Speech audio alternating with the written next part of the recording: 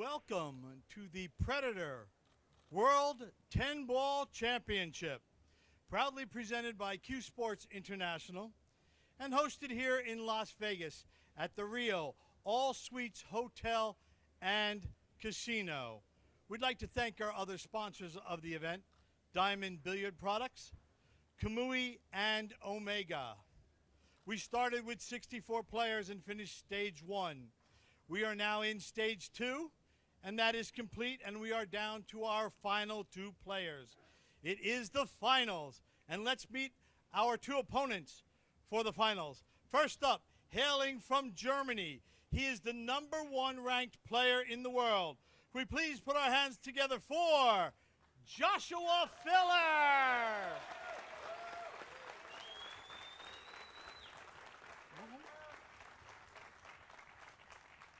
And his opponent from Chinese Taipei. He was a world junior champion. We put our hands together for Ping-Chung.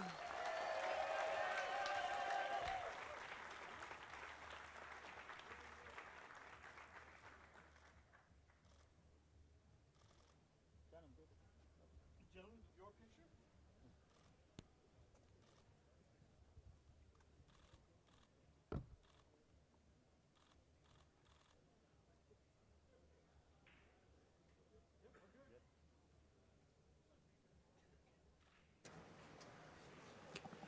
Welcome, everyone. This is George Teachea and Jeremy Jones in the booth at this Predator World 10-Ball Championship. We have a great matchup. 64 players started out on Monday for this world title, and we're down to the final 2. And what a 2 we have. Jeremy Jones, what do you think of these 2 guys?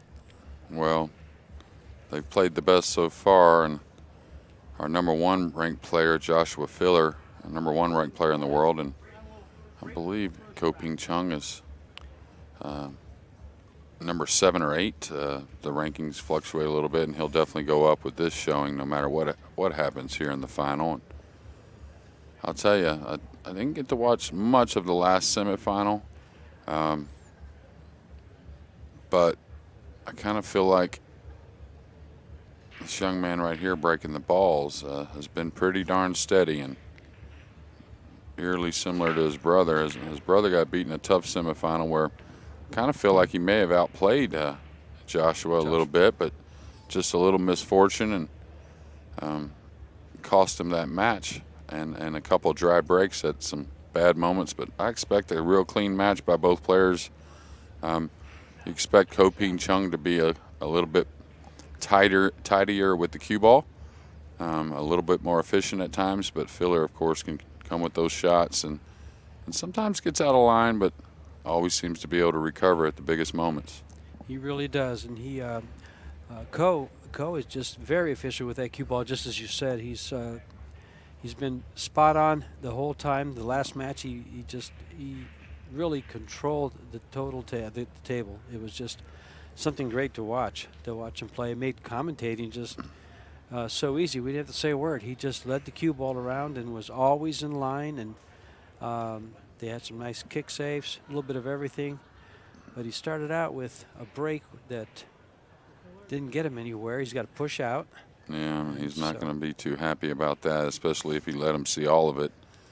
If he can get the entire 1 where he can squeeze the cue ball behind the 5. Yeah, he's going to be real tasty and try to go behind the 4 probably. Yeah, we'll just go that direction for sure. And, I'm surprised he didn't roll out behind the 6 somewhere for a kick. Well, some type of kick shot to the Joshua back rail. Kicks so well, as does. Well, he made a beautiful. Ping-Chung made a beautiful kick shot in his match against Masato Yoshioka. Okay, started off here. That's a mistake already.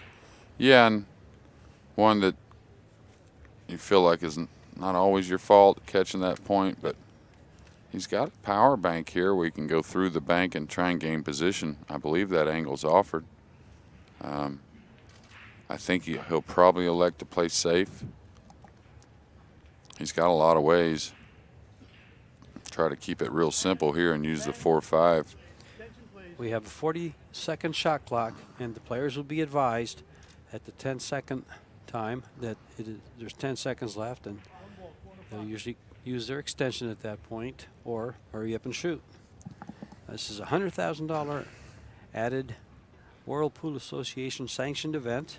We're at the Rio All Suites Hotel and Casino. We're sponsored by Predator, CueSports International, Diamond Billiard Products, Kamui, and Omega Billiards. We're playing on 9-foot diamond tables, and he's played a nice safety. Yeah, I think he let him see it, though. And here's where Josh may have to use the 8 ball to slow the cue ball down and just bump the 1 up and try and float into the 8 ball with some left English, hitting the 1 kind of full. Josh is really good at chipping the object ball from a long distance, just thinning it and running the cue ball. He's got that available if he wants to try it, but I kind of like keeping it real simple here, and he could get a pretty solid hook. Okay, he's going to, yeah, he was trying to do something similar, just knock the ball down table, and man, what a nice roll that was on a double kiss. Double kiss, yeah, put him right behind the 10 ball. Provides a fairly simple kick off the side rail, just beneath the side pocket. But where do you kick the 1 to? Well, I like the jump shot actually here because you can jump and knock the 1 towards the 4-5, and you should be able to bring the cue ball back with the jump cue. As close as he is to that 2 ball? Yeah. We saw a jump shot earlier in the tournament where someone was actually froze to the ball and they got over. Now he's going to call it in the side and try and move the cue ball back for shape. Wow. And not much reward on one heck of a shot, but he's going to get a look at the 2, and that's about as important as anything. Oh, he didn't call it? Oh, he called it in the corner pocket. Wow, that's okay. Well, I thought he had pointed at the side at first, so maybe he changed his mind. But you don't expect that much of a miss hit with the jump cue, not especially by the Coe brothers. Well, he's taking it up again and found cover. Yeah, and you'll want to kick long rail to the by the 6 here. And this is like medium. You don't want to blast it, first of all, not to lose accuracy on the kick. But second of all, you got the 3, 9, 8, and 10 here. If you make a solid hit, this cue ball is going to be coming down. So you don't want to baby it, but don't want to hammer it. Nice medium. Yeah, I like that. Cue ball is going to be coming down the end rail, and with all that congestion, you could keep Josh off an offensive shot, and that's really all you're asking for. Yeah, well, he's giving him quite a look here.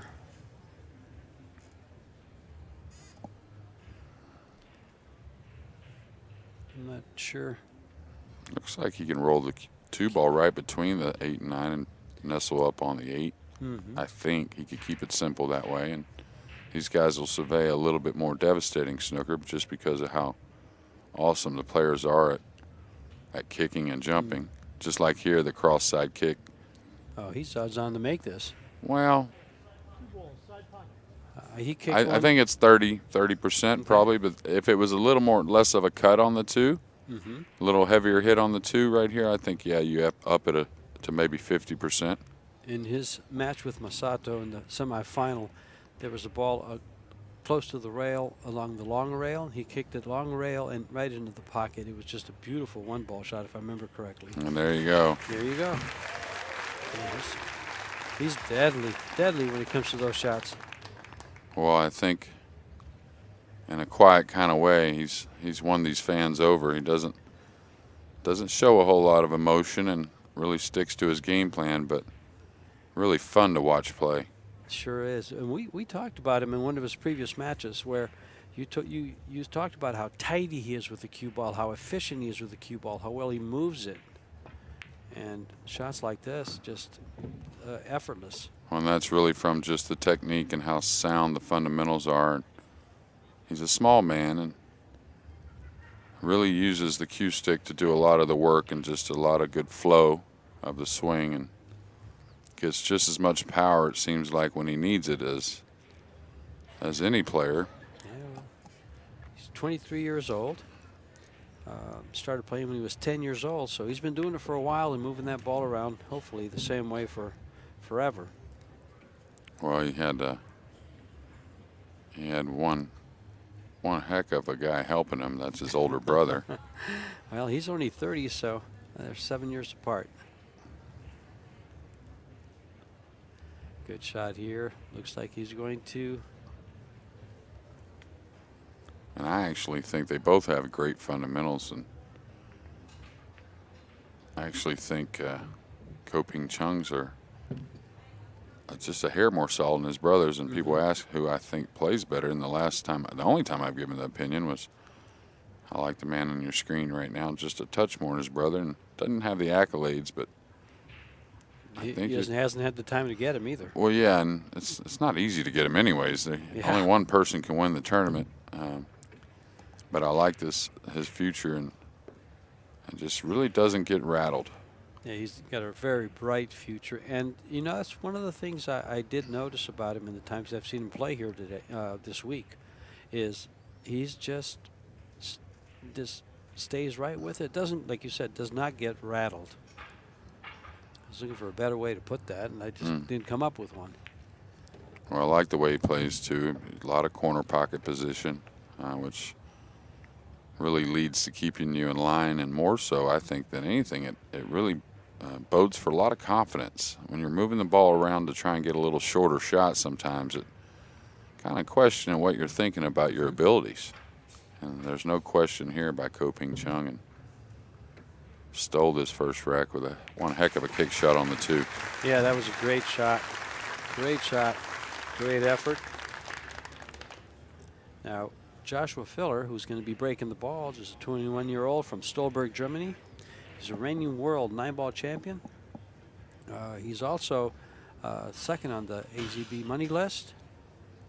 He's the current #1 rated player in the World Pool Association, WPA. And wow, he beat the older brother too. Defeated him 10-8 in the finals. In the final 16, I believe. No, the semifinals. Semifinals, yeah. Great match by him. That's the one you were speaking of. Yeah, it was a great match. Josh had a few errors in that match. It looked like he got a little weak towards the middle, and then came back a little stronger towards the end. But actually, Ping-Chung came back real strong at the end. Just like you said, a couple of bad breaks, and yeah, really got kissed in on the break. The opening rack, Ping-Chung had 2 dry breaks at 6-6 and 8-6, and Josh made a kind of a big error there, and then a couple things happened after that error that were out of his hands, but it sure looked like it was a possibility of slipping away after having a decent lead. What a strong break there. He squats the cue ball dead center of the table, hangs the 1 ball in the upper right-hand corner pocket, puts the 2 ball down to the opposite corner pocket, length of the table, and he just is going to work his way. And when that ball's deep like that, you'll see guys trying to get that position as quick as possible, because it's scary coming out of the pocket on the ones hanging deep in the hole. Okay, could have got a little better out of that as far as the cue ball strike. He definitely wanted to catch the rail a little quicker and didn't want to come, but maybe where the 8's at, that area. Right. Wasn't trying to get super close to it, but so a big shot here in game 2. Yeah, long, straight, almost straight in. And it bodes well for both players if Josh can knock this in. It's just going to give him more confidence. And that's probably one of the single most differences when people ask about why is Josh Filler so good. And that right there on the rail, didn't really hesitate too much. Wasn't in love with the shape he had, but he dealt with it and just keeps knocking them in. Okay, he's got to be aware here not to overhit it and catch the 10 and something bad happen. Okay, he just played it simply, and that's another thing I like about Josh sometimes in the most important moments. He's not afraid to turn it loose if he thinks it's correct, but he's also can pull on the reins a little bit and just let his talent take over. Sure, so he's not afraid of the long shot. He didn't work to move the cue ball closer to his object ball. He just kept it simple and was successful getting the next shot, as you will be here. And didn't take any chance there. Yeah. Okay, so he can play for a lot of angle here to move the cue ball a couple rails back and forth. He can try and land heavy on the 9, where he can just draw the cue ball back. And that's more of what he's done, and I like that because these top players, they don't have to get but about where the side pocket's at. So if he fell a little funny on this 9, he wouldn't move it back so much. Here he'll go ahead and bring it on back. Just back enough so that he's sure to make the ball and travel the cue ball safely. And he does his work, and they're on break. Tied at 1 in this race to 10 final. Keep in mind we are playing WPA rules. The 10 ball is played as the last ball for a win. If it's pocketed during a combination or a billiard, it does not count, but they keep shooting as long as it's called. They are playing for $30,000 first place money, but more importantly, they're playing for a world title. The World 10 ball. And Josh Filler playing to own both the World 9 ball Yes. and 10 ball at the same time. That's big. That would be real big for him. Well, for anybody. Has that been done before? Actually, I think Ko Pin-Yi owned them both at one time. Or it may have been 1 year and then the following, but within the not the calendar year, but the following year, but within a 12-month span owned both. Well, Ko Ping-Chung is about to break the balls. And we know what he wants to do. Leave and keep Joshua Filler in his chair. Yeah, Jimmy Weiss and I talked about it in the opening semifinal that these upper echelon, you know, the very, very best in the world.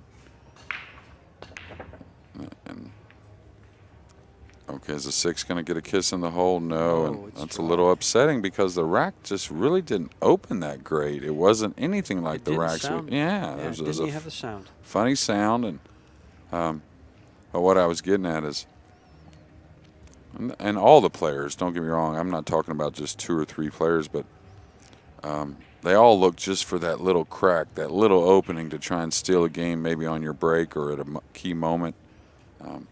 But some of the upper echelon guys, it just doesn't take much of a chance. Just a sliver, a kick shot a lot of times, just like here. That's going to be, oh, wow. He Yeah. measured that speed perfectly because he knew he was going to get that. I'm pretty sure he knew he was going to get that second kiss from the 5. Yeah, and he's just got to tie the 1 and 5 up here, I believe.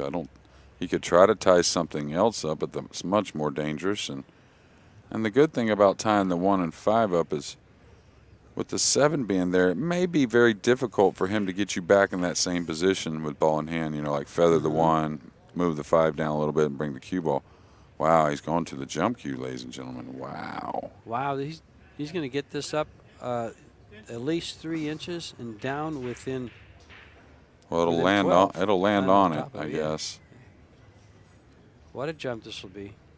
Yeah, and a hard one to pull. That's one you practice sometimes and mess around with, but one that's very hard to pull the trigger in competition, let alone the final of the World 10 Ball Championships. He's not only jumping the ball. Yeah, that's a foul. I was going to say he's not only jumping the ball, he has to jump out of the pocket.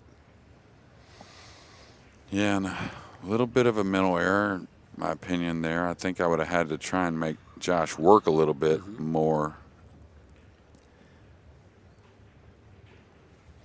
I'm surprised he's shooting it that direction. He could shoot it in the other pocket and just come one rail between the 4 and 8 and get right there for a nice little angle on the 2. This shot here tells me he's going to be a little further away from the 2. Is he trying to open a pocket for the 4 maybe? Is that what's going on? But it appears the 4 goes by the 6. That's exactly what he was doing. But he left the 9 ball. He opened it. Yeah, Looks and he like got it a little goes. flatter here on the 2, which still shouldn't be a problem.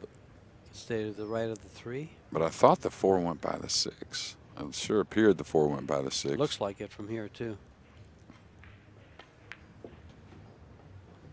Okay. And it does. No, he's got to get up there first. He'll decide. He'll probably play the 4 ball by the 6. The main thing here from the 3 to the 4 is stay off the rail with the cue ball.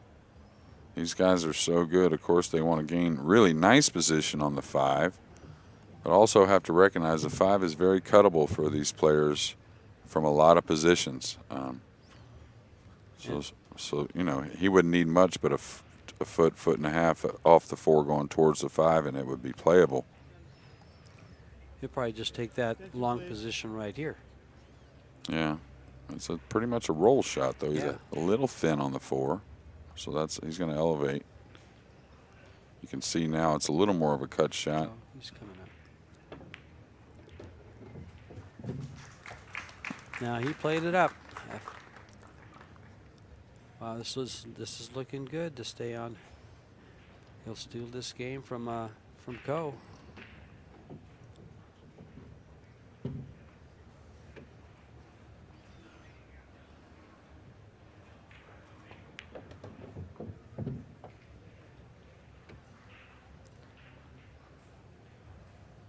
Okay, he'll probably come to the center of the table, whether 2 rails or 1 rail.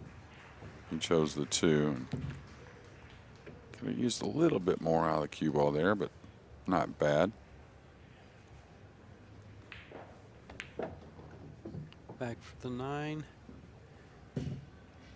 Didn't overdo it and get behind the 10.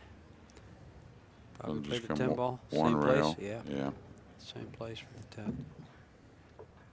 Good look at those Predator Arcos 2 balls. New product by Predator that should be out at the end of the year. It's being played on Predator XK2 cloth. I'm not sure if I mentioned that, but thought I would.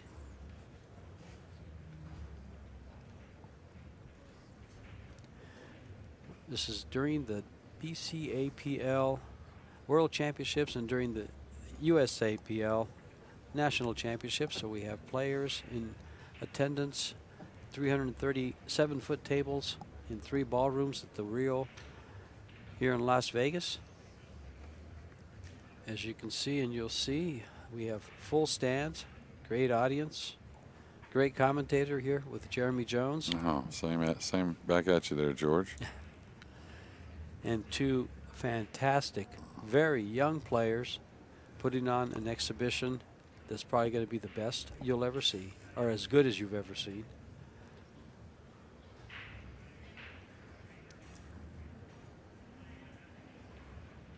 Joshua is sponsored by Predator. He's about to break with a Predator BK Rush.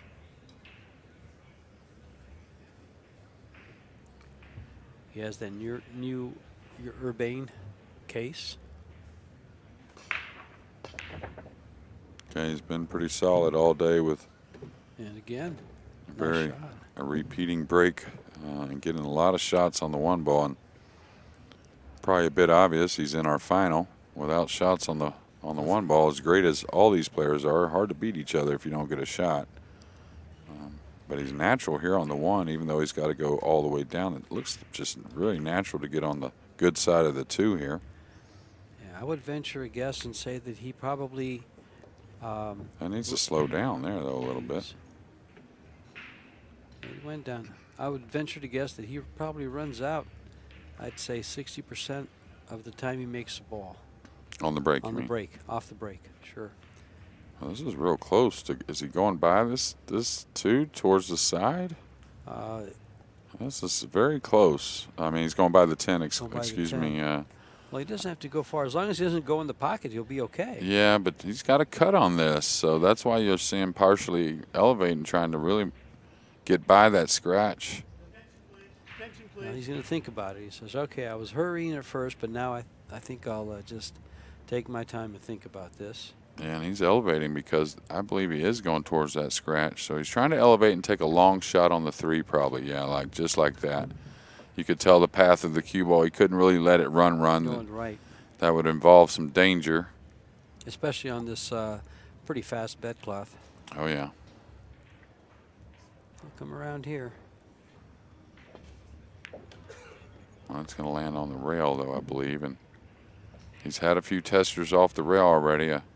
One heck of a 3 ball he pocketed in the 2nd game. And now he's got a big one here.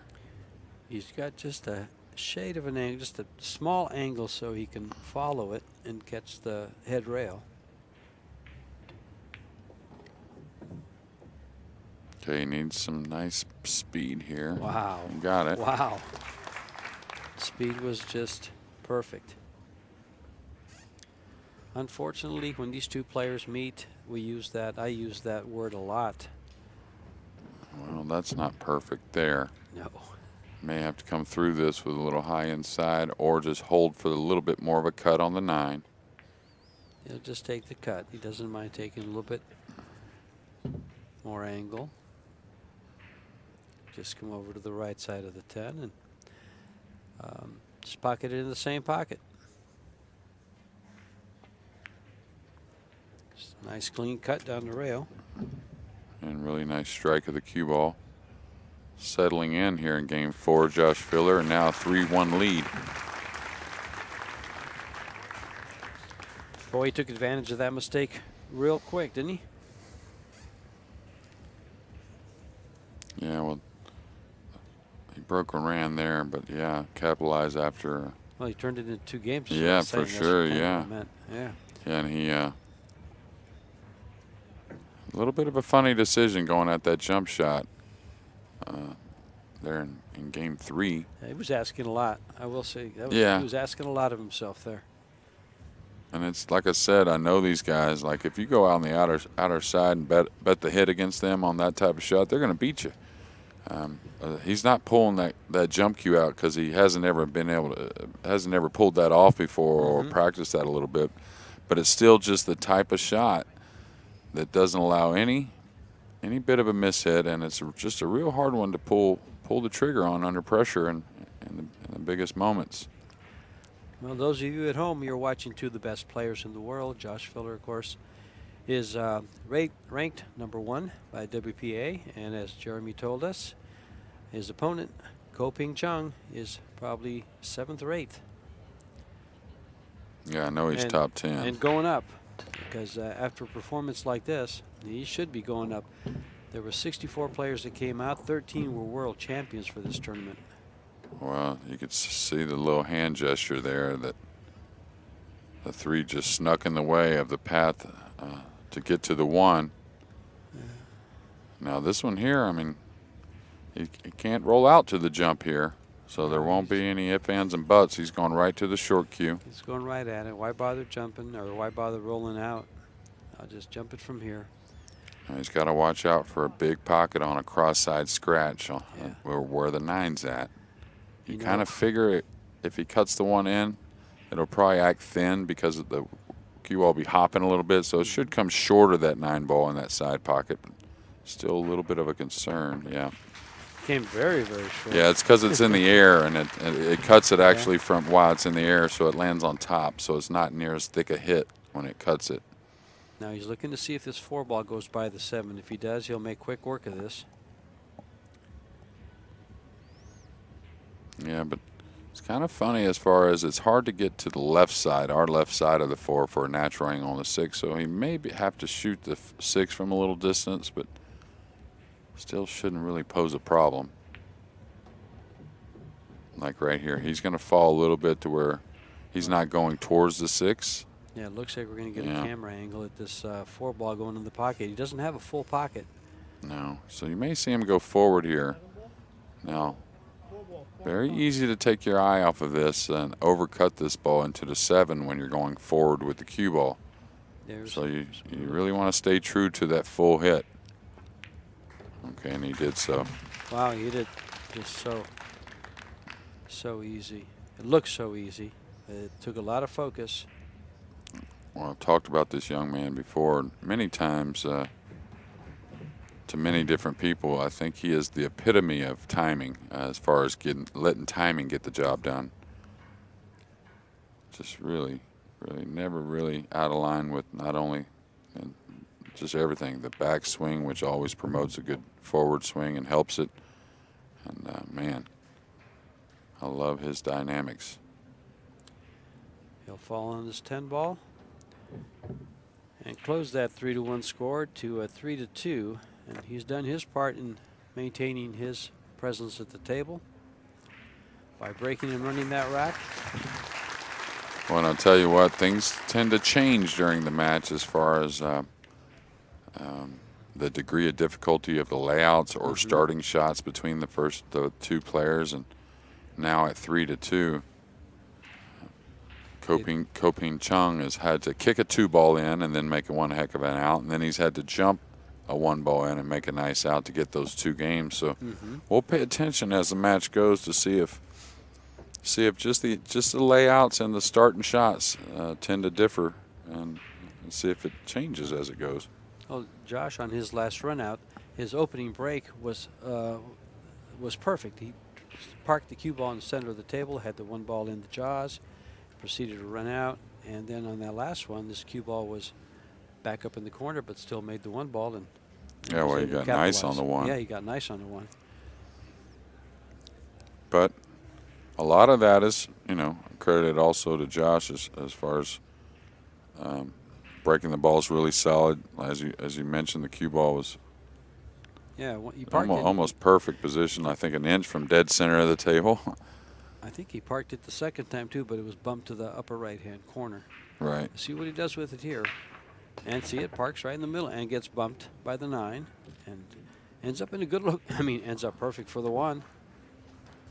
Yeah, now he's got some work with the 4-8 that, man, a 4 may have a portion of the pocket, and the camera tells you it does have a portion of the pocket, but I'm not sure. It's close. Looking directly at the table kind of leads me to think it's a lot tighter than it appears on the TV. It's close, but he seems to have the pocket. Now the 3-ball. Probably just play it in the side from there and come up for the 4. Well, side's a little tight, so he'll look at that. And I think he's looking to maybe get short side on the 4 off the 3 if he falls there. Now the 4-8 combination's not bad either, so if you fall to where you can't go forward for short side and the 4's just a little too tight, he'll play a 4-8 combination. Not that bad. Oh, he's going to go down with it. Okay. So that'll start to tell you that the 4 may have a bit more of the pocket than we think. Oh, he shaved the 8. Now he's definitely closed the pocket, but made the combo easier. Yes, he did. And really fortunate from that angle to hit the 8. He had to shave it paper thin to still make the 3. If he hits it any thicker, it drives the 3 into the rail, and that ball wobbles up. Well, see, him shaving that 8-ball tells me he kind of missed it a little bit because he was trying to shave the rail. Oh yeah, he was very aware he needed to hit down the left side of that 8. Well, this is coming back, and he'll make short work of this. 4 balls for a game.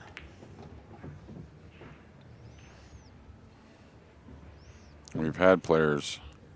That's how you get so many major titles. We've had players that once they got to the final, they rarely got beat. That being Earl Strickland and Mike Siegel and Efren Reyes had some trouble there for a minute when in the finals, but then he turned that around the last 20 years of his career. And you kind of feel like Josh Fielder might be one of those types as well, huh? Yeah.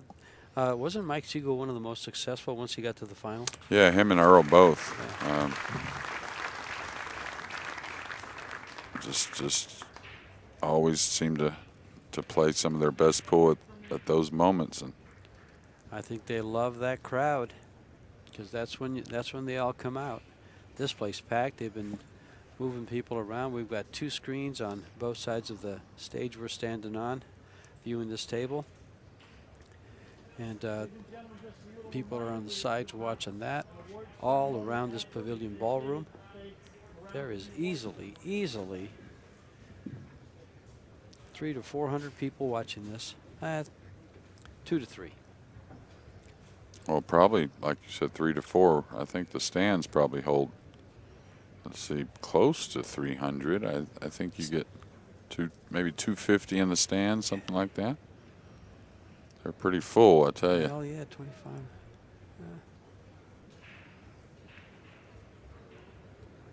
Yeah, that could be 100. Yeah, the main about one holds up. 150 in the stands, and then another 100 on. So yeah, somewhere between 200 and 300 people. Nice for viewing this final of the Predator World 10-Ball Championship 2019 here presented by CueSports International.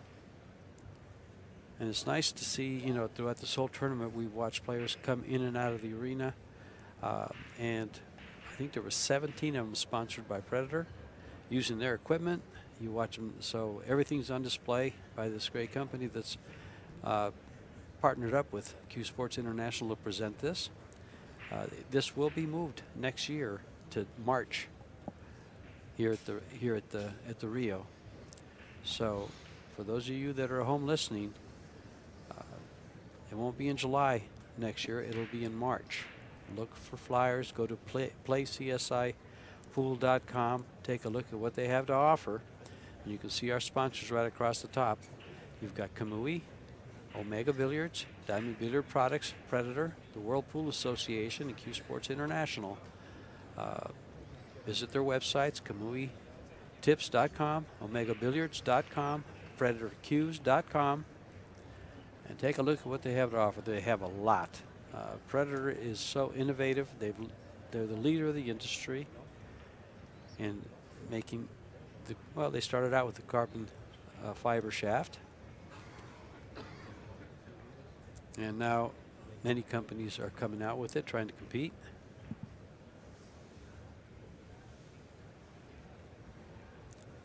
And our players are still out of the arena. Here comes Ping-Chung. One of the things about the equipment we're playing on, the cloth and the balls, is normally when you come out with a new product like that, you have players always complaining about this, that, or the other. And we've spent almost 10 days here, and we haven't heard a complaint.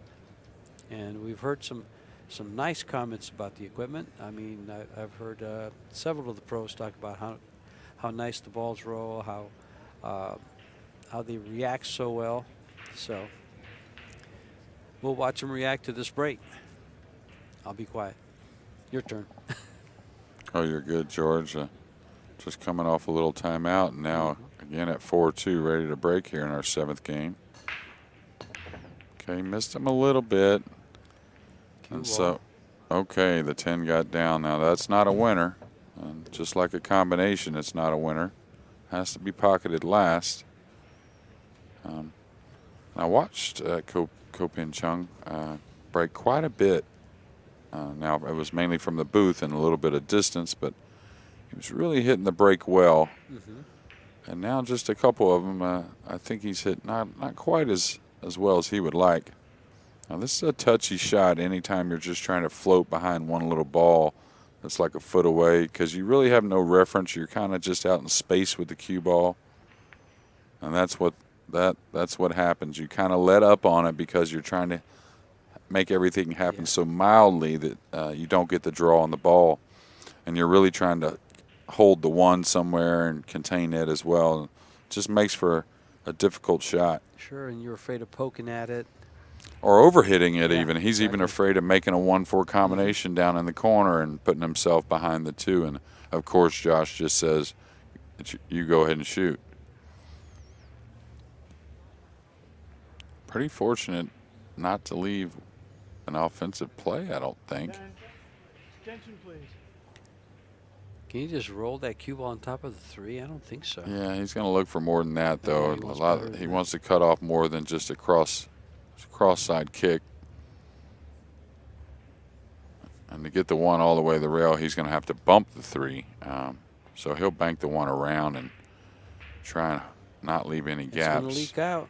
Yeah, it's going to leave something for sure.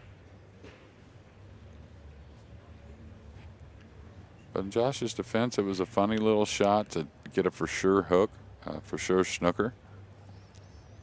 That's why you saw him really not go at anything too hard. As you see, he kind of smoothly moved the run at 1 around table. And as we can see by that angle, that pocket is not all there. He's got about He's going to have to go into the side of the pocket to pocket this ball. Extension, please. Yeah, he's So not he's going to. taking an extension. He's going to look for a safety. Yeah, he won't shoot at that from here, and can't quite just easily follow through the one, also banking it by the. Oh, he did. He did call it. So maybe this he's not going to roll this. This will be elevated if he's shooting this to a half. Oh well, he's leveled out quite a bit. No, it's the ball that doesn't go by the 5. Well, he called it. Now he just Yeah, called he it just just called in case. it. That was a more of a like. It's going to give up a shot. Yeah, he was trying to roll up on that 7 ball.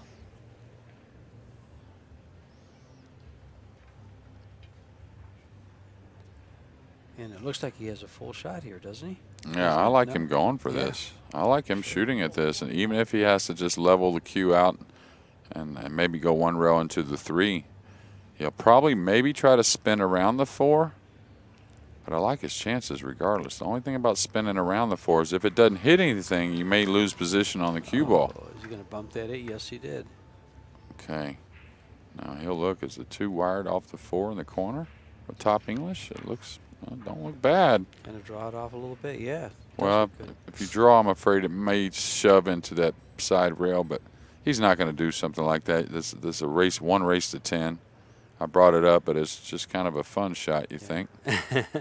Well, the one thing about he's that calling the 4. is he wants to steal this game because this is Coe's break. So this is a big game to steal right here. He's going after the combination bank. And well, really surprised that, because that was kind of a TV shot as well, a fun shot. Talked about that kiss shot, but didn't really survey the safeties too much there. And there was definitely safeties available. Oh, yeah. He Yes. could have got him up behind the 9 pretty easy. Just chipped the 2 a little bit. And yeah, there was other things that he could have played. It must have looked pretty good, and maybe just mishit it a little bit, or it reacted a little different than he thought it might off the rail. Didn't open up. Well, Josh had an opportunity to steal that game, but this young man says, "Well, you didn't do it, and now I'll take it back. Thank you." okay, I think he's got the angle. balls He out can the draw assist, this yeah. ball 2. I would follow this ball 2 rails for the 4 in the corner if I felt fine with shooting the 4 by the 5. That's a little better. So a lot of people draw back, and there's nothing wrong with the side pocket necessarily. But if you underhit it, that's the safer side, and you get a little thin. But if you overhit it, you can get snookered. I think he just wants to draw it just above the side pocket. Yeah, he's going to be thin now on the 4, I think. See, and now he's going to have to maneuver the cue ball through some kind of traffic. So that's why maybe that second look he took, that 2 rails top English coming out of the corner for the 4 in the upper left, was maybe a little safer. What's he doing here? Going around the 9? Going around the 9, I think, yeah. Well, Looks like it. not only line of the cue ball, but speed is crucial, Yeah, George. you got to come between the 8 and the 7. Uh-oh. Oh, he didn't get around the 9. Wow. Good thing here is it looks like it does bang past the 8. He's getting down on this pretty quickly. It needs to take a little time.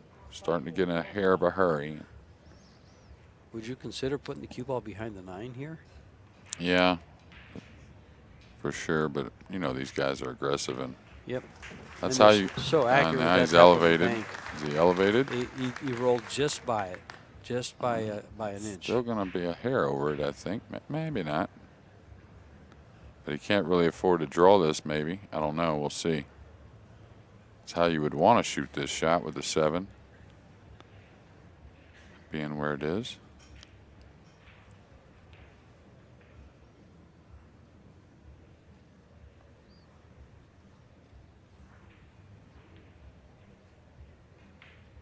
Tension builds, and he drew right by that ball.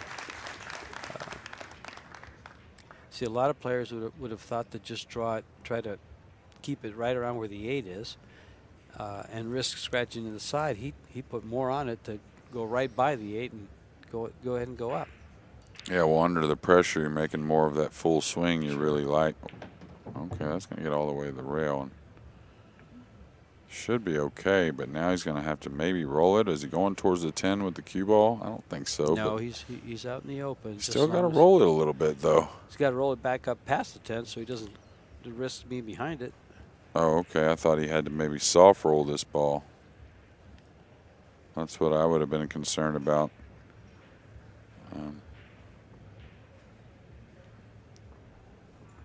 I think a soft roll could end up behind the 10. Okay. He's going to come right back and come right past it.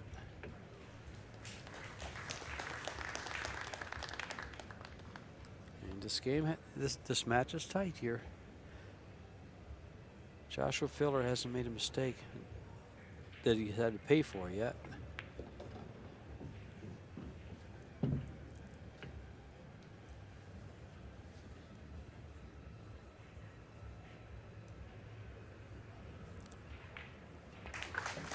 And we're at 4-3. Well-deserved round of applause. And Mr. Filler to break the balls in game number 8. And this race, all-important race to 10. This race is worth $10,000 to the winner. Winner gets 30, second place gets 20. I would put that in the bank and not cash the check at the casino. Might not make it past the craps table.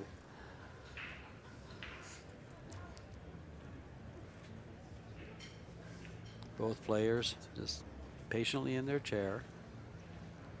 Our referee and tournament director, John Lehman, racking the balls. They can't ask for a better person in the ring with them in the arena.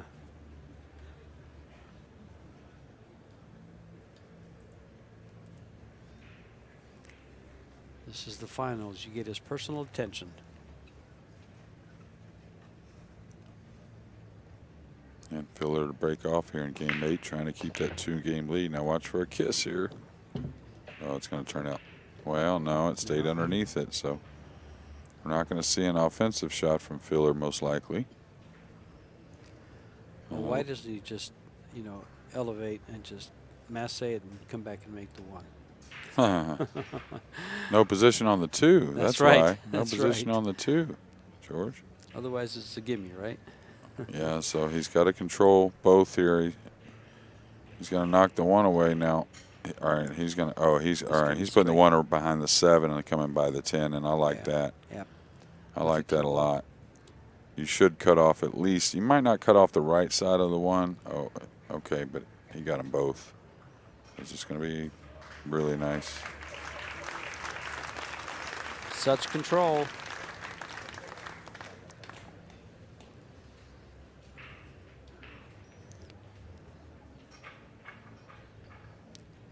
Probably a 2-rail escape here. Go to the side rail and then head rail and back towards the 1.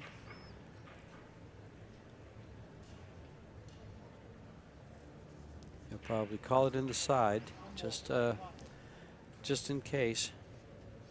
He wants to make sure he makes contact.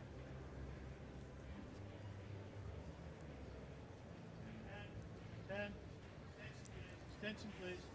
Got down too close. He's taking his extension.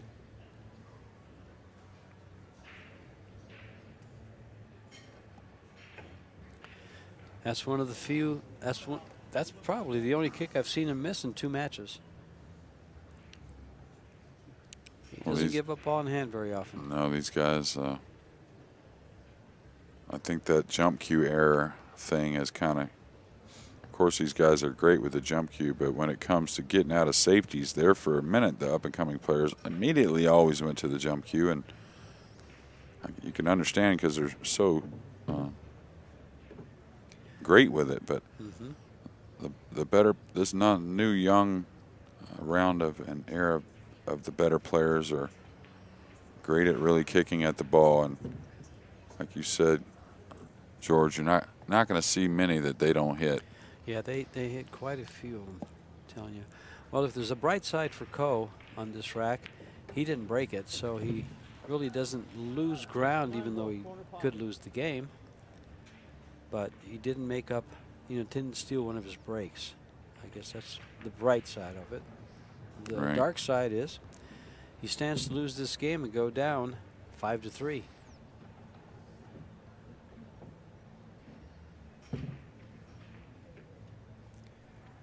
Doesn't look like Filler will do a whole lot with the cue ball here, and just take a little angle on the 8 to come around the 10, 3, most likely 3 rails, catching the 3rd rail just lightly. Yeah, he might have changed his mind. You know, it just changed the bridge a little bit. He had the open bridge, and yeah, for that shot you would want that closed bridge, wouldn't you? Just a little more steady. Be sure you're a little more steady. yeah, and I really don't mind. It's weird. I've never really said to somebody when they use a closed bridge, no, use an open bridge on that shot. But I've said it the other way around many times when they're on an open bridge. No, we need the closed bridge on that shot. Sure.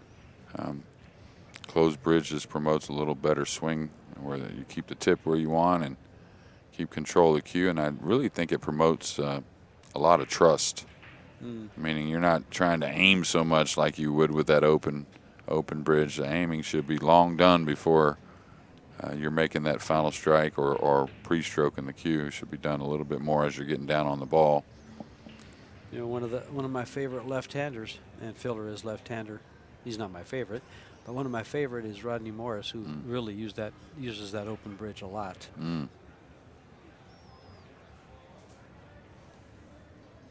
Rodney, a great player and Hall of Famer.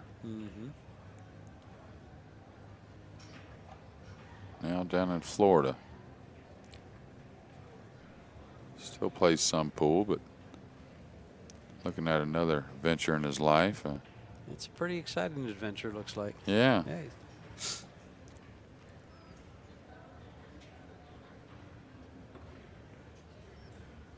Okay, now, if you can say one thing, he hasn't done much wrong, but he probably hasn't broke the balls as well as he would like, and that's just not just talking about the results, but just the overall delivery of the cue and just the timing of everything just hasn't been perfect.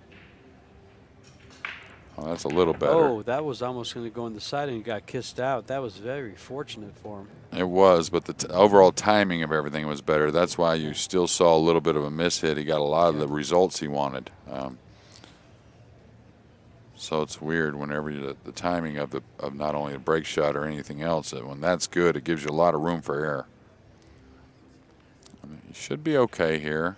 Just got to make sure he pockets it. The ball should stay in play. Well, he's worried it is sitting to where the 2 could fall a little bit downward. You can see the 2 may cut the 3 a little bit, and what he's worried about with that is, man, the 9's really going to hold my cue ball up, and the 2's going to lay on the back rail. So if that's your worry, draw off of the 9 and let the 2 have a little bit of speed to where it may escape. Go to the other pocket, maybe? Yeah, or just bounce one rail out to the middle of the table or something. You're going to draw to the middle off the 9 somewhat anyways. I'm saying if you're really worried about it. Right, and it is a concern. I'm sure it is. Oh, it's very much a concern. The way he's at 5-3 right here, he wants to get out. That 2 ball probably end up close to the diamond there on the back rail. Okay, and and that's what happens whenever you're so worried about the 2 coming to this back cushion like that. That little shot could play real big. Okay, Josh needs to think this through. In the future of this match. What he's going to have to do is just hit a draw off of this 2 ball very lightly and make the 3, and just he should develop something for a long pocket on the 2, I think. Oh, I wouldn't hit it hard. Oh, yeah, he's asking first. I would have kept the 2 real close to the cue ball because you don't know what's going to happen, right? But you know it's not going to get you snookered if it only goes a foot away. Well, if he would have thought that shot out the way you just explained it, he'd be much happier than he is right now. Yeah. But this will take a good kick shot. And just tell it to some players at times, especially the best players, just you want to play with a little more definite things going on when you can. You can't always do that in this sport or any other sport. That's why it's probably they are called sports, just because it's not always a for sure thing. Oh, wow. Wow, great shot. Look at this. How's his reward? Now get the jump cue. He can't be too unhappy, though. He made a great shot, and he's still at the table.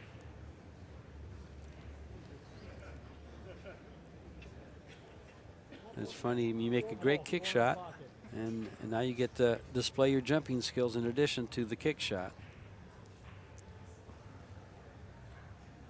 Sounds like a commercial, even when you're just showing off. Well, if he makes this 4, he's got plenty of room, so the cue ball will get down. There's no chance of really scratching in the side. It's not like he's going to land on the 4, and that'll offer some draw, but he may get snookered again if he happens to miss this. Well, it worked out for Ping-Chung. As he comes to the table with a near straight-in shot, easy access to the 5, 7 close to it on the same side of the table. 8 and the 9 don't present a problem, and the 10 in front of the side pocket.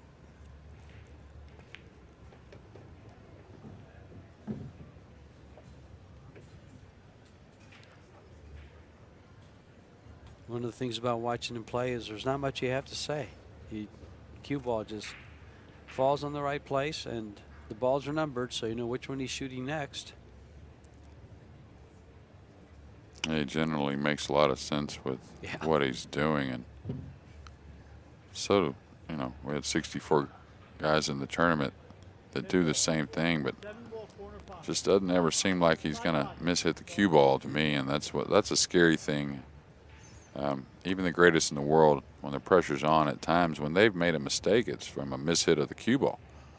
It's not so much from aiming or the speed on the shot or the shot selection. It's just like any other player that's here at the Rio. It's from not getting that Q-tip placed on the cue ball correctly. But you just don't feel like that's ever going to happen with Ping-Chung. Wow. No, I haven't seen it. And one other thing about these two players is Ping-Chung is the only player in that arena that this week has not lost a match.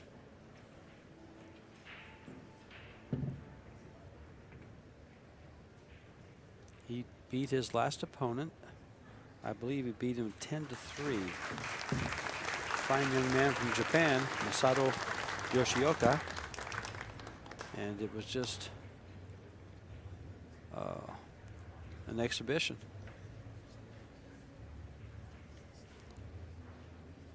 Yeah, what a tournament Masato had. Yes, he did. The only qualifier to make it to the Sweet 16, as you might call it. And then win a couple matches, won a match there to get to the semifinal.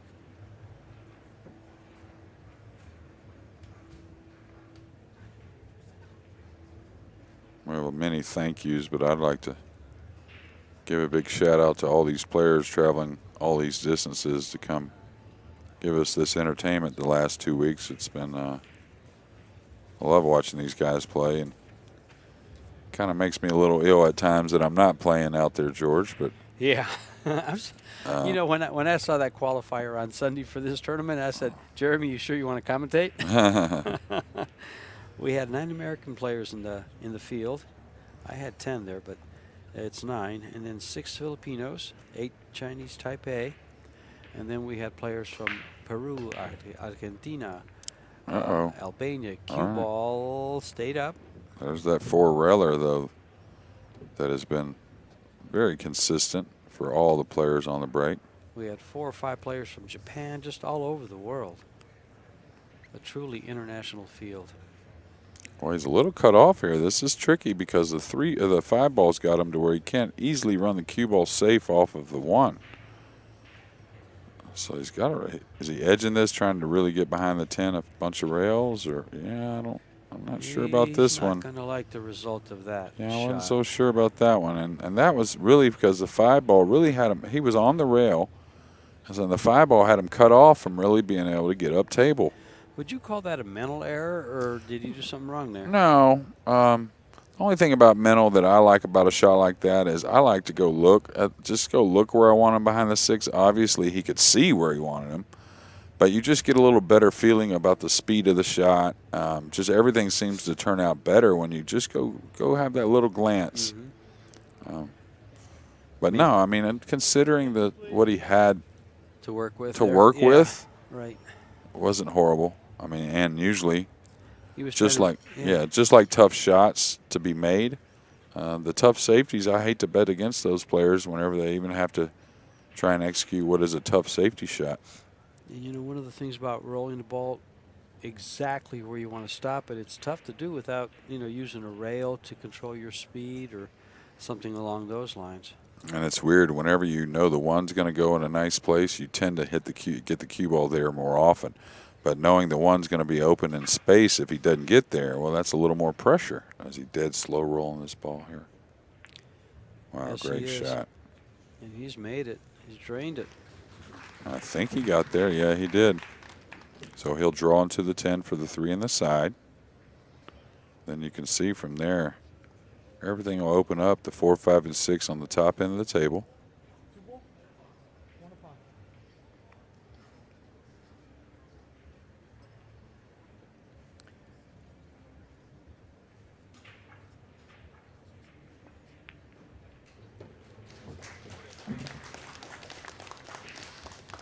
This is a big rack for Coe. He's got to finish this so he can tie things up. He was trailing 3-1. They exchanged punches. And then he got the last one. Oops, I'm sorry. He was up 3-1. No, Filler was up 3-1, correct? Yeah. Coe's been behind, I believe, the entire match. Except for maybe the first game, I think. But I got my X's in the wrong place. they're not in Texas, in George Strait. That's a good one. No.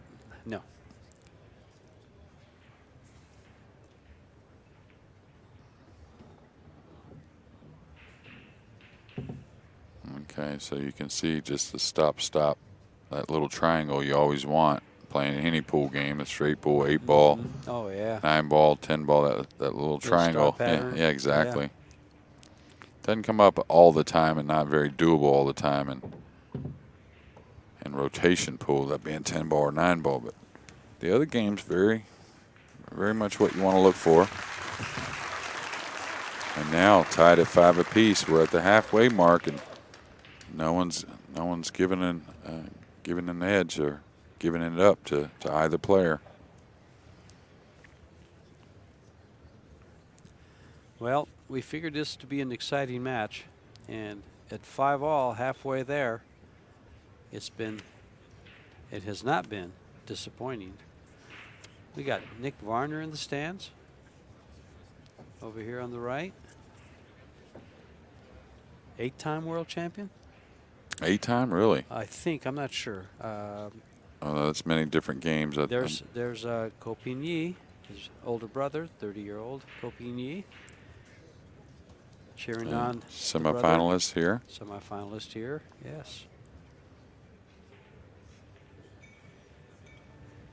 So, and coming off a tough loss today, and nothing he did wrong really. He played really well, and just a few things with the break got him. And in a good positive frame of mind, sweating his little brother in.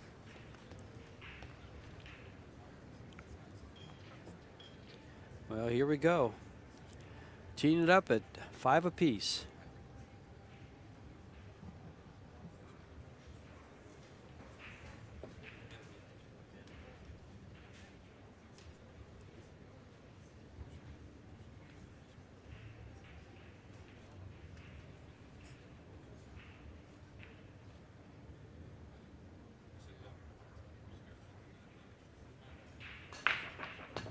Okay, that's that hit he's looking for.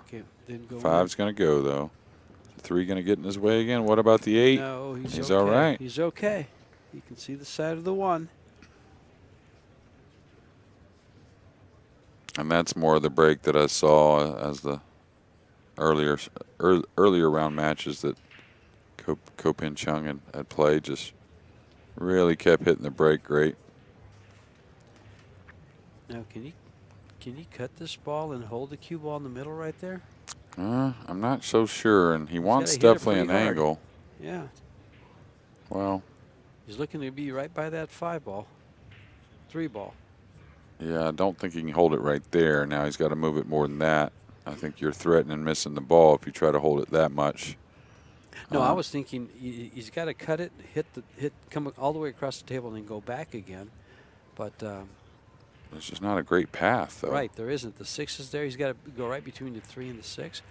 Would he mind bumping to 3? At that speed, I don't think he should. Well, what he may have to do is just play from a little straighter on the 2-ball, and yeah, he's looking at that little spot. There's not a big spot to come 2 rails, and How about he's got to dig on the cue ball to get this line he's looking at. So that really brings the 8 into play, also coming 2 rails, because you want to hit it with a hair more speed to make sure you hit that line you want with the cue ball. how about 2 rails up with a lot of right English? Maybe. And laying on the rail. It looks like he hit it perfect. Gosh. Though. Absolutely perfect. Wow. Now he's going to have a lot of angle, and he's going to be a little elevated. And this shot here will be just as difficult as the last. A little harder to pocket the ball when you're talking about the cue ball movement and speed you got to hit this with. But he may have to come 3 rails back around into that position where he's at now, maybe. Stay to the left of the 8 or come all the way around past the 8? No, I think he'll come between the 8 and 4. And this is why I'm saying this is a touchy shot. A lot of people would want to dig more with right English and get into the shot more, but he'll just trust his speed, I think, and come across 3 rails right in between the 8-4. And it looks like it's perfect again. He's got to go. Yeah, but that's what I mean as far as he trusts the stroke taking care of business. He doesn't try to overhit it. He really trusts the roll out of the ball, which with today's technologies and the equipment we play on, I believe that's really the best way to play.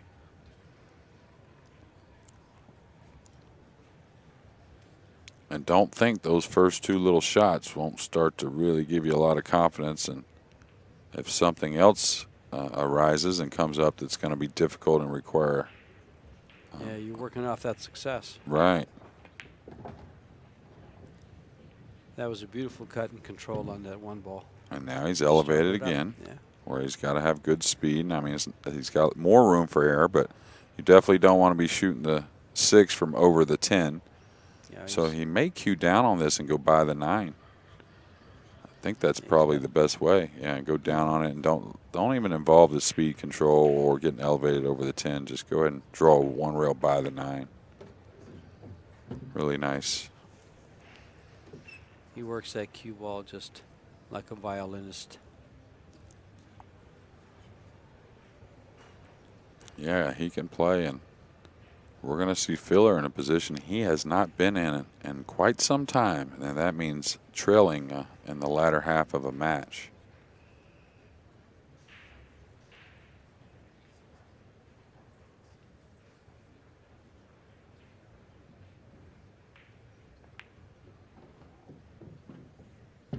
Well, and these last few runouts have been something special. Filler missed a safety, and Ping-Chung had to dead roll the 1 ball off the end rail just to hold position on the 2, and then got out through a little bit of a tricky rack. And then you could see nothing easy about the first several shots in this one. A 1 ball that required, man, a nice control and speed. Speed was perfect, and then the 2 ball the same. You know, both those shots that he started this run out with required exceptional control. Yeah. It wasn't just a little tiny, pretty good shot. They were great shots. And you see him come out for the corner again right there. A lot of people would have really moved the cue ball for the side pockets, and he just keeps it real natural, playing the balls to the corners. And in doing so, he was able to hit it just a little bit harder with a little bit better stroke. And again, you just stay with that medium a little more, and a little less, a little more than medium, right on medium. And what pool players do is they just check the cue ball differently. That way you're not hitting the ball super light or super hard. Occasionally those swing speeds come up, but not too often. Go Ping-Chung.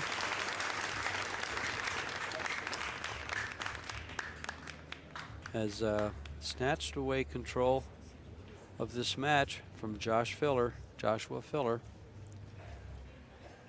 And I think, not taking anything away from the guys from the top players from the last 30 or 40 years, 100 years, whatever you want to call it.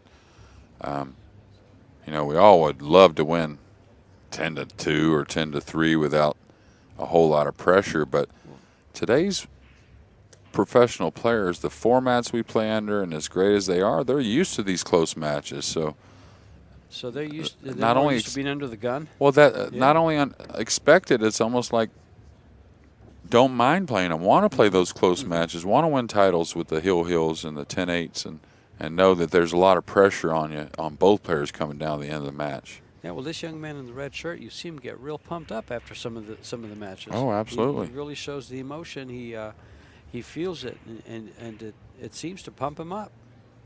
So, very good observation.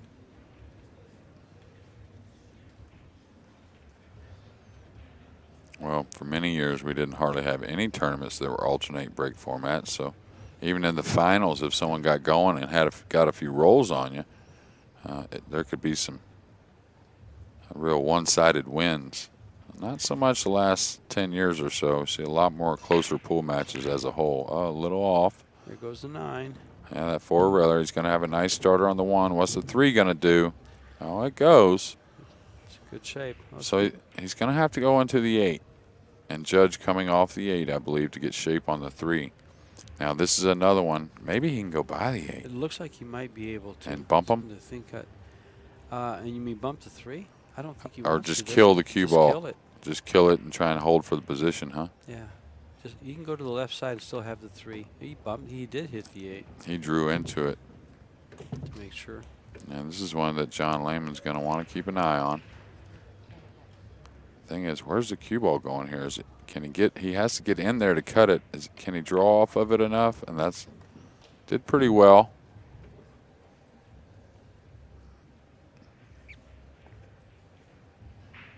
Okay, don't take your eye off the prize. Tendency here under pressure is to hit this a little thick to making sure you get enough draw. Don't think Josh is going to have that issue, but it's funny. I've seen some really, really good players miss that ball to the right of the pocket, to the bottom rail. Well, he's done that again, just ignoring the draw and just going ahead and going into the 10 and sacrificing a little distance. And that almost looked like as tough a shot as drawing it. But man, he does it well, and he'll just stop his cue ball here most likely. Play the 7 up and just stay there for the 10 or come back a little bit.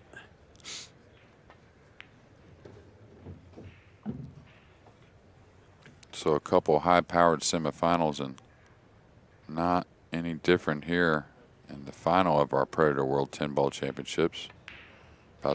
About to be knotted at 6. This will give the fans something to clap at.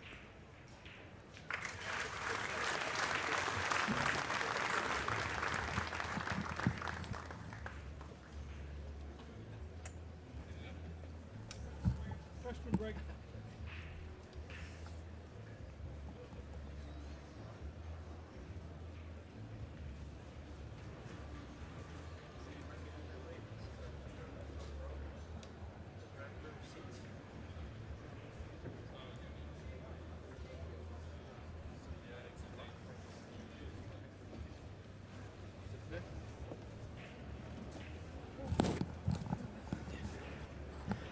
Yeah, we've got world champions roaming this pavilion. Some of them are still around. They didn't all go home after being put out of this 64-man format.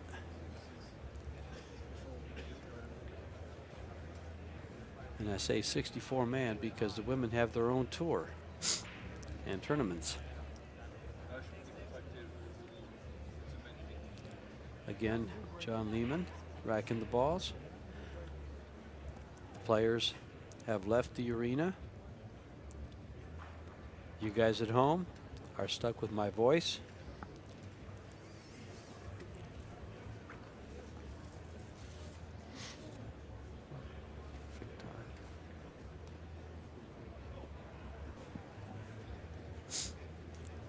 Run out, grab something out of the fridge, grab something to munch on, that bag of potato chips, edamame, be healthy.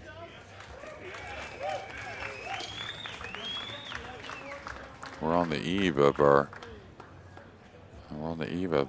BCAPL and the USAPL championships. They'll finish up tomorrow, and everybody will start to wrap everything up from this 2-week trip to Vegas and head back home on Sunday. Everybody have safe travels, and always good seeing many people that don't get to see but once a year. Yeah, you get to see a lot of friends from all across the country when you come to Las Vegas for these tournaments. And we're back in action live from the CSI Arena. Tied at 6. Go Okay. Ping-Chung. Really has broke the ball as well as last 2 opportunities, and man, has made some great shots this match, both players. Seems like when he breaks his best, he really doesn't back off of it. Full extension through the cue ball. Watch the cue stick. Go all the way through. Got a track on the 1. Oh boy. What's the 2 going to do? Ball's going to push it out of the way. It's going to be nice. Oh wow. Yeah, a lot of congestion on the right side of the table, though. You can see a 5 and a 7 that's really tough to deal with. A 9 and 10 that's off. And I don't know if he can get at the 5 and 7, so maybe something like shoot the 2 and get position to knock the 3 around table and get it near the 5-7 and maybe play a snooker. That was a good idea. I was thinking of how to get it back there. He's in if he gets position here, puts the cue ball by where the 6 ball is, he could 2-rail the 3 up in that area and stick the cue ball behind the 10. That way, when he kicks at it, he could possibly open it up. You know, if Josh kicks at it, he could possibly open it up. Okay, that's a little much. He's going to be over the 8. That's going to, okay. He's okay.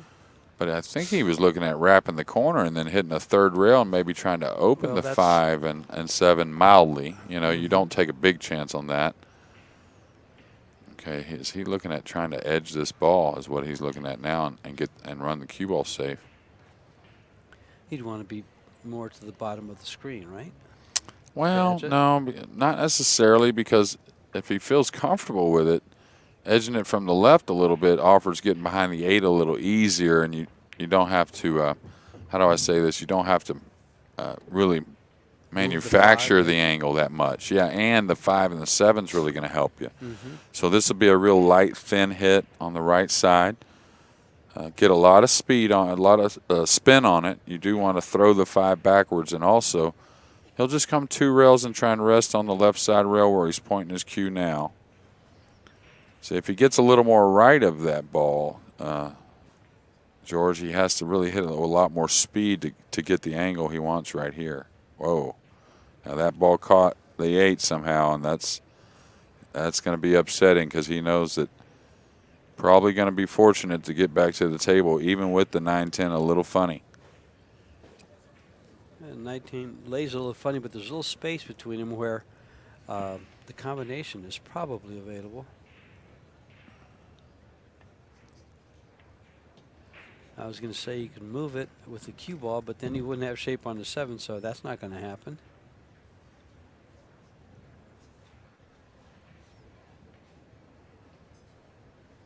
You got to cut that ball back. They're close together, so anytime the balls get close together like that, even if there's space, you really have to cut the 9 quite a bit. Sure.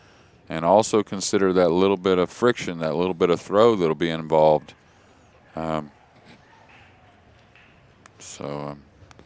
Don't think he'll tear it out here. He may. I don't think so. I think he'll probably try to set up for that combo, or possibly a cross-side bank on the 9. Not a bad option at all. The thing is, it's not just knock the 9, that's the combination in, it's a winner. The 9's going to have movement on it, so he'll need to play shape on the 9.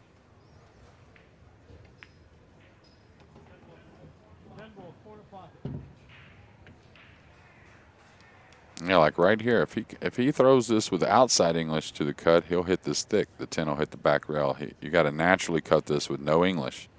You don't want outside English on this 9, unless he's going to hit it really, really easy. But if he's going to hit it with a little pace to try and get the cue ball off the rail, easy to hit it thick. See that? And that's from throwing the 9 back to the 10. Anytime the balls are close together, you want to use center draw or actually a bit of inside. Okay. Outside will make the ball really pull the same way that that first ball is going, the direction it's going in. Now, if you have 6 inches, it doesn't matter that much. But anything inside 2-3 inches, easy to catch that and make that second ball hit thick. Great explanation for you guys out there. Yeah, it's just friction. That's all it is. The balls don't have time to release because they're so close together, and they just really grab. Well, that was big for Coe to be able to maintain his break. We're now 7-6.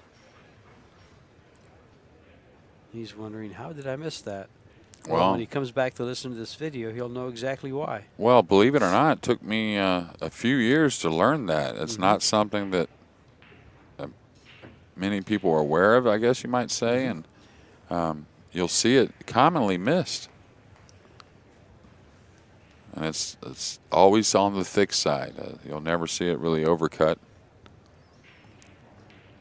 Now it's just a matter if you use center draw English, it's just a little cleaner contact between the two object balls.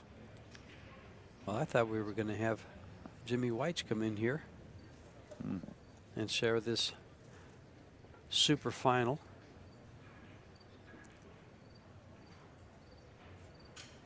Get some observations from him. A feeler going over that last rack in his head a little bit, and it's amazing he's trying to learn from what went wrong right here while he's in the middle of the final. Okay, I didn't hear anything yet. The 4 railers down though. So is the yep. Another nice starter on the 1 and the 2 very handy. So probably just chip this in with a little inside English and just kind of float towards the 2 for the lower 2 in the lower left. Important here though, he gains a good angle. Is that going to be all right, or is he going towards the 9 now? Okay, no, that's perfect. good. Yeah, he's perfect. Boy, these guys are just going to trade off racks, huh? Filler had a chance to steal one. You know, that could easily be the difference in this match when it comes to the end of it. That missed 10 ball. well, mistakes have been at a premium. There hasn't been a whole lot of them. And this is a little bit of an error, even though it's one that usually doesn't cost the players, or one you'll remember because they usually get down and just knock this ball in. But okay, now making a decision, he has to either float this or add heavy spin to come 2 rails out for the 5. He's just floating it with a straight high ball, so may get a little bit above the 5 as well. Not a problem. He's looking pretty solid here.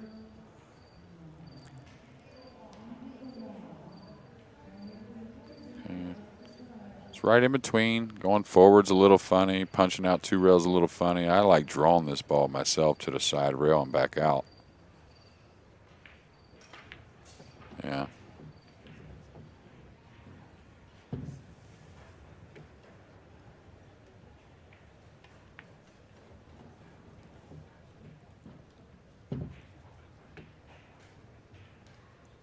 He's making this look easy.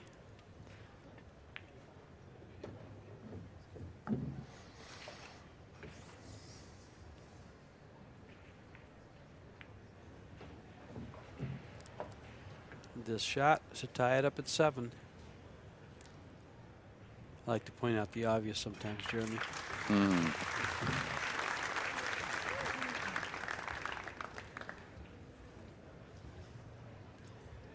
It's been quite the trade-off throughout this entire match. Game here, game there, game back and forth, a couple at a time, twice.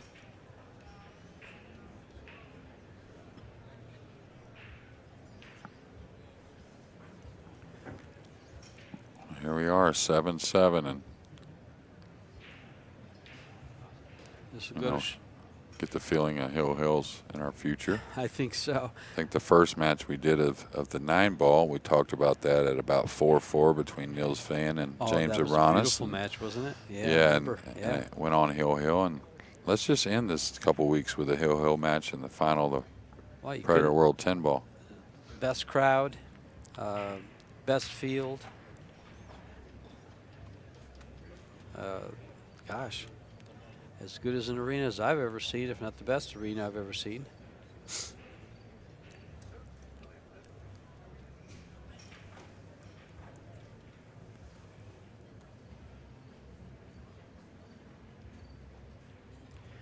Ping-Chung to break. It's tied at 7. 3 games to go. A race of 3 for a world title. A little flatter on the hit there, but it's not going to hurt him at all. But just not quite the pop on the cue ball like he's had the last few. He doesn't have. Can he cut this ball? I don't think No, so. he's froze. Looks like he's froze to it. Yeah, he's in a tough spot here, and I'm trying to think what do you do from here? And I mean, can he go behind the 7 there? I don't think so. I don't think it fits. Maybe I think he thinks he can throw this in, is what I think. He's kind of acting like it, because he does. He has to come this way, and he just has to throw it. He's got to throw it quite a bit. He's got to throw it at least 3 inches, and the ball isn't 8 inches out of the pocket. He's not trying to throw it from there. Oh, he's not playing safe going that direction either. Yeah. Wow, I guess they weren't frozen. No, they weren't frozen, that's for sure. He would have had to shoot the other direction to make it if they were frozen. Right. That's why I was wondering why he was shooting that way. I think he attacks here, doesn't he? Banks this back to the corner, comes up for the 5 in the corner where the 4 is now. Yeah, I think he needs to level out though, and if he bumps the 8 a little bit, that's okay. And I don't like drawing by the 8 and trying to get all the way back down. I think he's just got to hit it with a high ball. And he knows just if he comes 1 rail out, he could hit the 8 full and end up with not the greatest shot on the 5, but I just kind of feel like if he draws by the 8 and the 7, there's just not much of a window to get between those. And if you catch either one of them, you're in big trouble. Yep. Now, it's a little easier way to make the bank, or an easier feeling on how to make it. Watch out for the side pocket, too, if he does hit his spot. Okay. Caught a little piece of the 7, but he didn't catch it fully, so it worked out. It worked out for him. Yeah, and it worked out in a good way because he made a couple great shots. Opening shot on the 3, and now a nice cross-corner bank on the 4. Okay, he's looking to go off the 10 if he hits a high ball. No way to avoid it going forward. Okay, Can you draw to the side rail and not I hit the 10? think, but the thing is, the slick cloth, if you overhit it, it doesn't grab and it'll go into the top of the 10. So he's going to play to go into the 10. Watch out. Oh, boy. He's all right. Close. He's okay. Yeah. I'm really curious why he applied so much English on that. I thought he would just hit a straight high ball, and that way, even if he had to cut the 6 a little, that's much better than flirting with getting behind the 8. Well, here's a couple of shots that we saw Filler shoot off the rail, long straight in. Does he level, or does he like medium jack up here? I would level. He's medium jack up. Yeah, I like that. You like that? I like myself. If I can You're get okay. at the middle of the cue ball, yeah, I like that. He likes it too. Yeah. Filler earlier was dead on the rail when he had to level out. And you saw a big shot on a 1 ball that Ping-Chung had to do the same and slow roll in. So high level of pool we have. He's closing in on the title. 2 balls to take an 8-7 lead, putting a little pressure, a lot of pressure on Joshua Filler to return serve.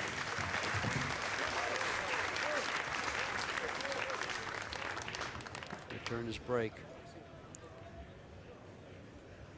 You call this the clubhouse lead? Didn't we talk about that? Clubhouse lead? Yeah, about the golf.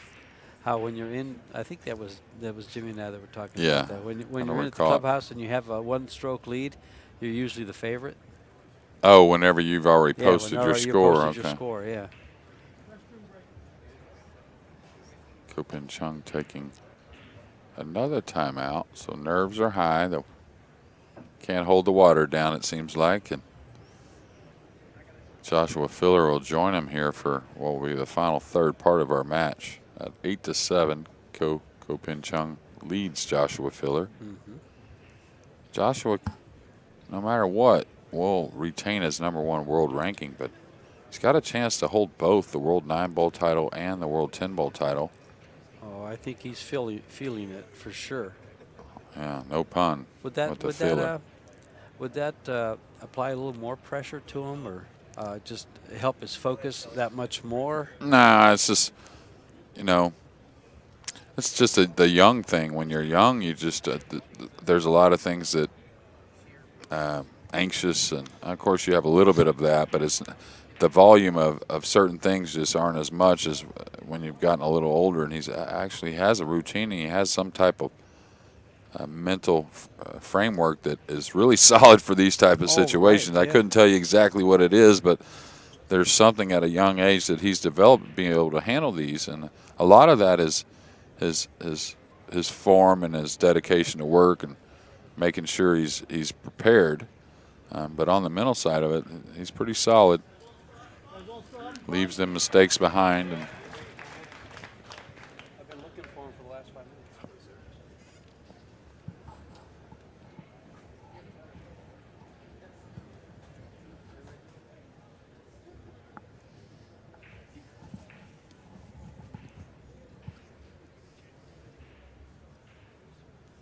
Well, Joshua's raring to go. And Ping-Chung, little gamesmanship here, keeping him waiting.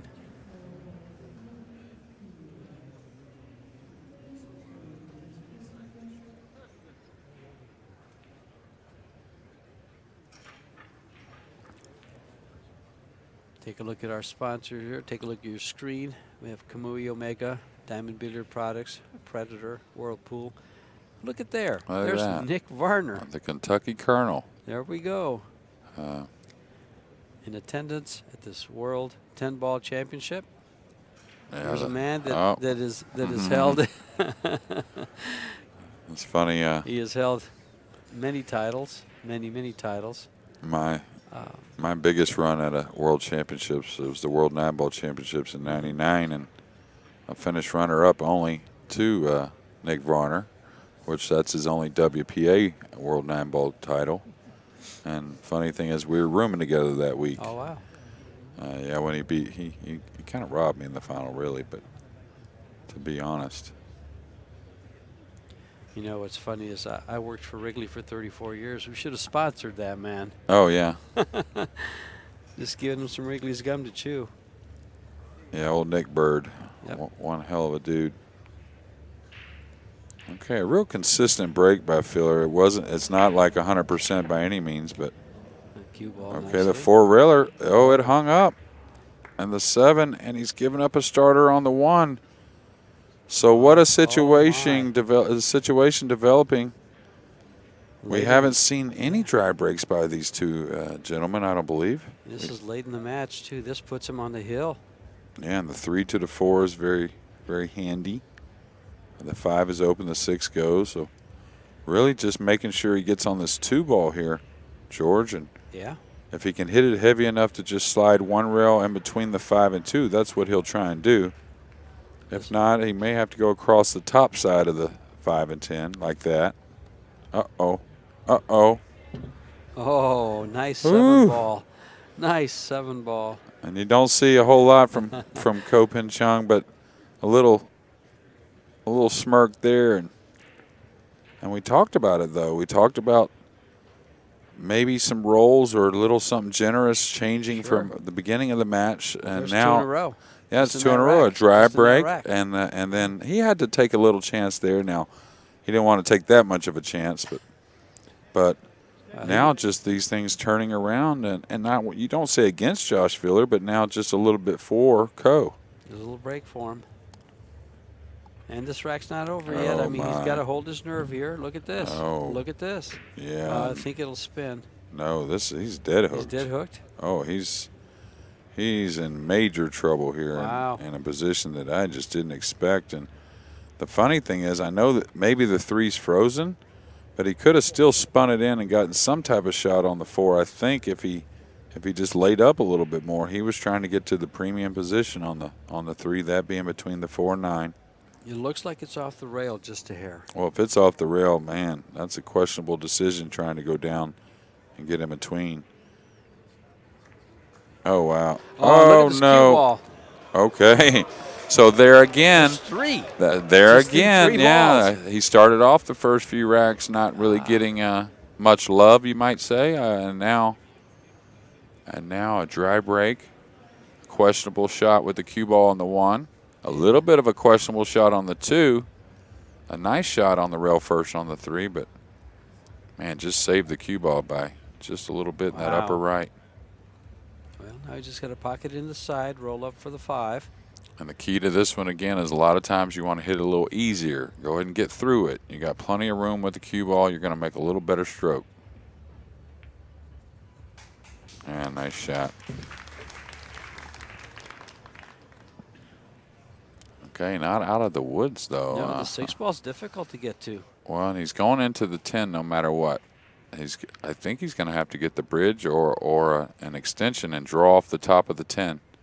Does it go by the 6, the 10 ball? Does No, 6 go by? he's got to move the 10. Okay. So he's gonna go into the 10 and then get to the high side of the 6, which is on the left side of the 6. Now the problem here is the 10 going to bounce back in the way of the 6, and is he going to draw off the 10 and get over the 8? Both those are a little bit of a concern. And he's fine. He almost got over the 8, yes, and that would have been a little tricky, but. And this cue ball lays nice to come on the right side of the 10, on the left side, so the correct side of the 10, so he doesn't get hooked. Yeah, and if he gets out here, win or lose, he's put himself in the best position possible. Sure. He's going to have 2 breaks to win the title.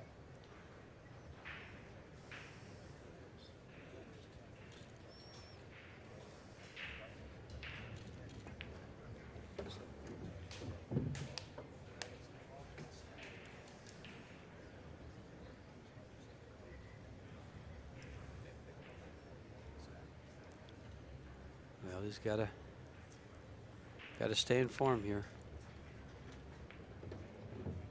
I'm sure he's feeling some nerves building up.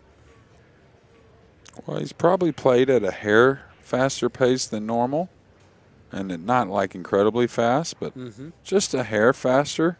Now he's going to have to cheat this a little. You don't want to just draw this back. You want, even if you have to cheat it, you want to go the rail and back out. You don't want to shoot the 9 from further distance. Yeah, nice shot.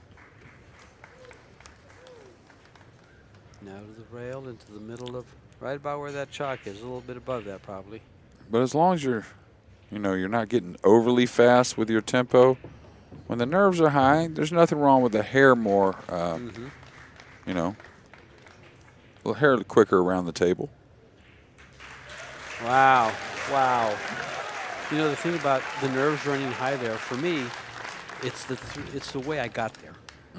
To finish it off, to sit there, because the thoughts that go through your head are kind of crazy.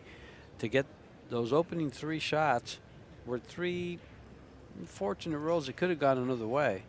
And knowing those were there and still being able to succeed and close it out, it just puts that much more pressure to make sure you close it out. Right. It does to me anyway. I don't know how other guys feel about that, but I try to think of myself as an average Joe, and if I'm feeling it, so might others. Well, we're all the same, we're all human. And so, these guys, you can argue that were born to play this game and play it at this highest level, but they still had to go through that learning process of what works for them, and it may have taken a few different outlooks to find that solution.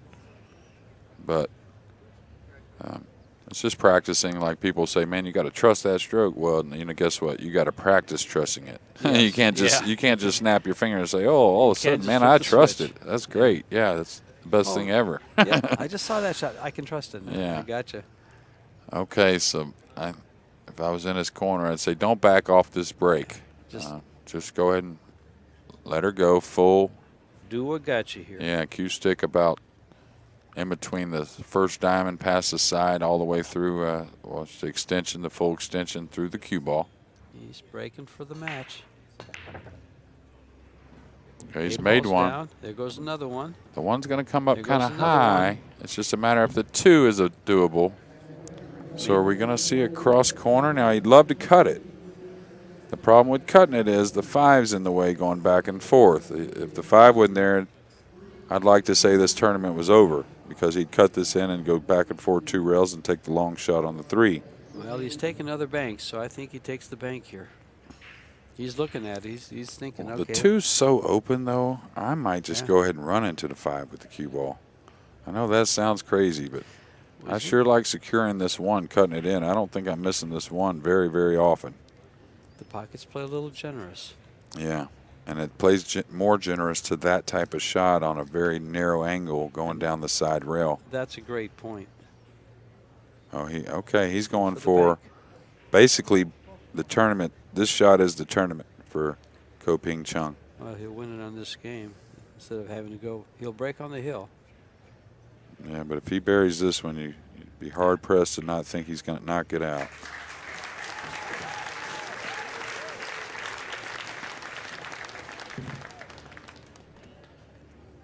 And we all know how great he plays in his world ranking, and his results, exhibit that. Mm-hmm. But what's this big title? If he can get out here, what's that going to do for going on to win many more titles a lot sooner? Well, I tell you, players, people tend to work off their successes, and to play as well as he does, and then have this as proof. Attention, please. This world title is proof. Has got to be big in his confidence. Well, this is funny, though. He can't go by the 3. There's no rail to go by the 3, so he's got to go into the 3 here. I think that's the safest play. Well, I've seen him play between, like yeah, but just there's above no the 3, room. but There's the no room at pocket's all, generous.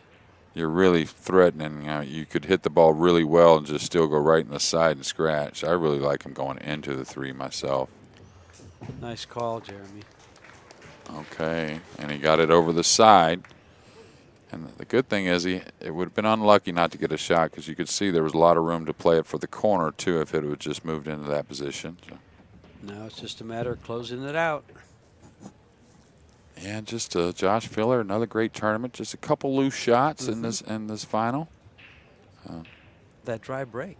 And the dry break, too. But I remember And then a couple he missed the safety on the 1 ball that was big. But like we talked about at the beginning, things just kind of changed from the beginning of the match to the end, and that happens a lot. If you stick to it and you fall behind early and stick to doing what you're doing, is going to come 2 rails here.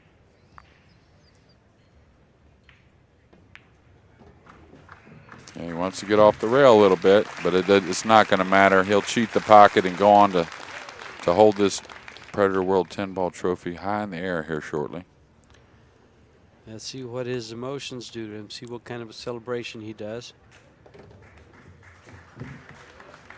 This is big, this 10-ball, to close it out.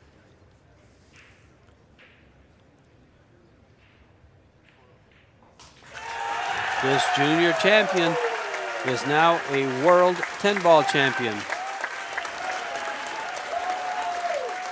Ping-Chung. Well, I didn't expect much as of maybe if Filler had won. We'd see a little bit more emotion, but a man that really displayed it on the pool table this week, going undefeated. Going undefeated, gets a big hug from the family, and I'll tell you what, that's a scary moment for the rest of the pool world as far as Ping-Chung getting his first major title. There's a 9-ball champion, and now his brother's a 10-ball champion. Yeah, and they're both the reigning 10-ball champions, actually, the past 2. Well, they did well in this tournament. World 10-ball champion. How do you feel? Brother takes 3rd, 4th. Well, we got the interpreter out there, so we'll let them do their thing. It feels great to keep the champion in their home house. Good win, huh? Very good win. Congratulations, sir. Thank you. Folks, your 2019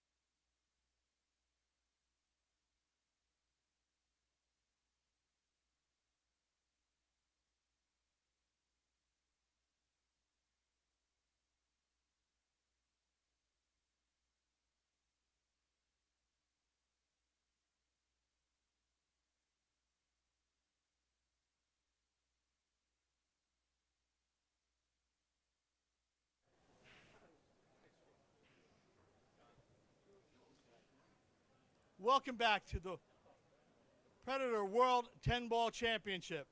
We've concluded our matches, got our champion, and now I'd like to introduce our VIPs for the awards ceremony.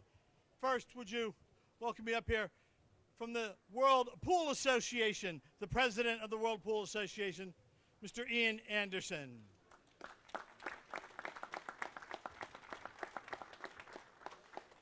The CEO of Predator, Mr. Kareem Balaj.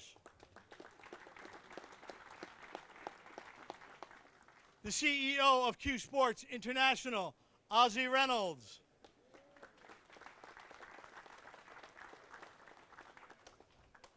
And representing the Billiard Congress of America, Philippe Singer.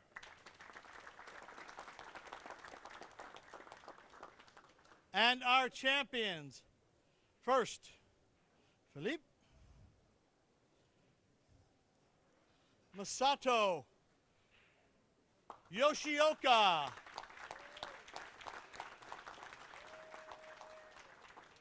Philippe. Ko Pin Yi.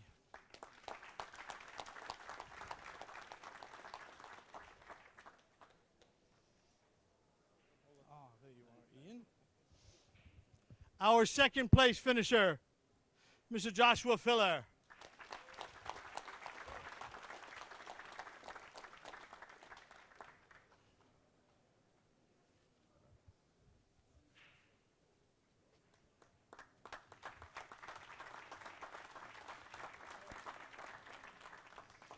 And our 2019 Predator World 10-Ball Champion, Ping-Chung.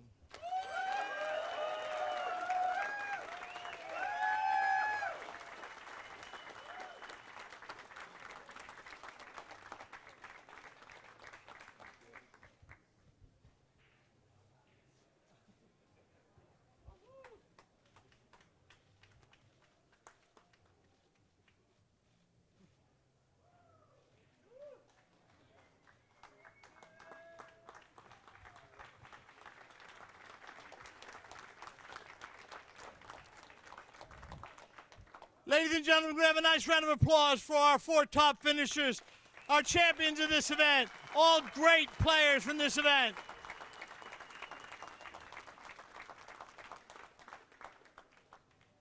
Once again, we'd like to thank our sponsors, Predator Cues for the Predator World 10-Ball Championship, our other sponsors, Diamond Billiard Products, Kamui, and Omega. And thanks for coming, thanks for watching, and we'll see you next March.